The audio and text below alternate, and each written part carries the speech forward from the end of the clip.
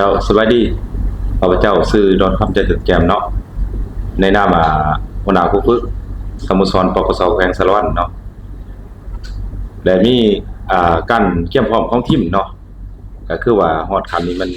คือว่าก็อยากสมบูรณ์ 100% แล้วเนาะแต่ว่าการฝึกซ้อมเนาะของหมู่เฮานี่มาก็ระยะก็บ่ไกลบ่โดนเนาะแต่ว่าเชื่อมั่นนักกีฬาเนาะและสามารถลินได้ทุกโต้เนาะแต่ระยะนี้มันทีมสโมสรปกสแกลงนี่เกี่ยมพร้อมเกือบว่า 100% แล้วคือว่าสำหรับสโมสรปกสแกลงแม่นได้ซ้อมอยู่สารวัตรเนาะและได้มาฮอดจำปาสักแล้วจะได้ร่วมเดินลาดตระเบียนและความพร้อมของนักกีฬามัน 100% เนาะและสำหรับฝากถึงกองเชียร์เนาะที่ว่าทั้งทั่วประเทศหรือว่าแขวงสารวัตรเนาะช่วยส่งช่วยเชียร์และเป็นแห่งกำลังใจให้ไอ้น้องปกสแขวงสารวัตรเนาะให้สำเร็จเนาะในหน้าที่หรือว่าเวียงงานกีฬาตัวนี้เนาะให้สมบูรณ์เจ้าสำหรับแนะนำครูฝึกนี่ตั้งเป้าไว้1 ใน 3เนี่ยสามารถ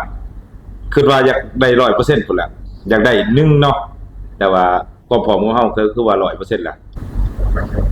โอเคข้าพเจ้าชื่อเท่าสุวรรณลุงซาเนาะตั้งหน้าให้นักกีฬาทีมปกสแข่งสารวัตรเฮาเนาะสำหรับความพร้อมของนักกีฬาเฮานี่มันมีความพร้อมถือว่าสมบูรณ์เนาะในการซ้อมทีมในการสอบแต่ละมื้อเนาะเพราะว่าเฮาได้ซ้อมผ่านมาได้ซ้อม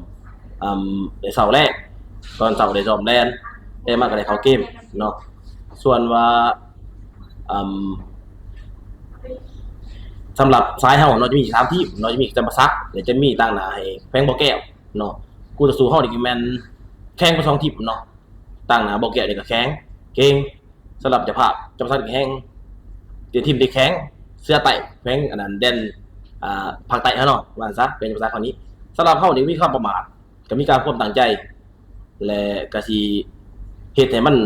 อย่างน้อยก็เตะ2นัดนี่ให้มีแต้มบ่2นัดเนาะแต่สิรักษาสกอร์ไว้รักษาคินซีดเนาะบ่ให้มีเสียประตูง่ายๆเนาะสำหรับกองเชียร์เนาะก็ฝากถึงกองเชียร์อยู่ทั้งคนสารวัตรที่มาเฮ็ดในจำปาสักเนาะหรือว่าคนสารวัตรที่อยู่ต่างแขวงหรือว่าอยู่ในแขวงอีกหันเนาะฝากฝากเชียร์ส่งกำลังใจให้นักเตะปกสแขวงหันเนาะให้ได้รับผลสำเร็จในงานกีฬาครั้งนี้เนาะขอขอบใจเนาะก็สิฝากฝากเชียร์ฝากเชิญถึงนักแฟนบ้านถึงอยู่ในแขวงจำปาสักหรือว่าอยู่ต่างแขวงหรือว่าอยู่แขวงสารวัตรเองหันเนาะที่ว่ามักหักนักกีฬาเนาะฝากฝากเชียร์ทีมปกสแขวงสารวัตรเฮาให้มีกำลังใจสู้หรือว่ามีกำลังใจในการแข่งขันหันเนาะในการอยากเอาชัยชนะมาให้ทีมปกสแขวงสารวัตรเฮาเนาะ